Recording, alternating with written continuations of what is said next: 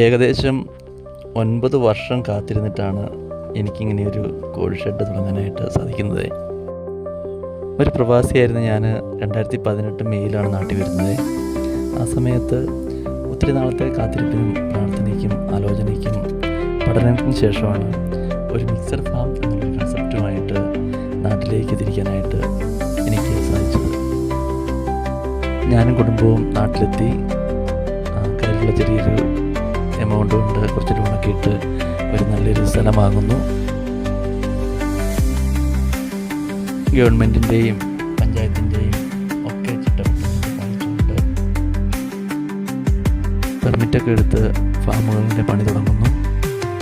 ഒത്തിരിയേറെ ആൾക്കാർ നേരത്തെ തന്നെ പ്രവചിച്ചതുപോലെ അല്ലെങ്കിൽ മുൻകൂട്ടി പറഞ്ഞതുപോലെ ഒത്തിരിയേറെ തടസ്സങ്ങൾ പതിയെ പൊങ്ങി തുടങ്ങി.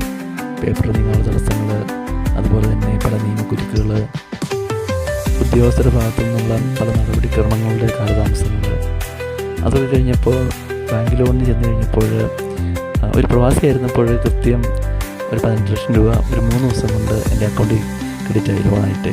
പക്ഷേ ഞാനൊരു കർഷകനായിട്ട് ചെന്നപ്പോൾ എനിക്ക് ആ എമൗണ്ട് എൻ്റെ അക്കൗണ്ടിൽ ക്രെഡിറ്റ് ആകാനായിട്ട് ഏകദേശം 6 വർഷത്തോളം എടുത്തു. അതും പല ഗഡുക്കളായിട്ട്, പല തവണകളായിട്ട്. അതിനർത്ഥം എന്ന് പറയുന്നത് ആദ്യം തന്ന എമൗണ്ടിൻ്റെ റീപേയ്മെൻറ്റ് അല്ലെങ്കിൽ പലിശ അടയ്ക്കാനായിട്ട് മാത്രമേ പുതിയ ഇൻസ്റ്റാൾമെൻറ്റുകൾ നമുക്ക് ഉപകാരപ്പെടുകയുണ്ടായിരുന്നുള്ളൂ.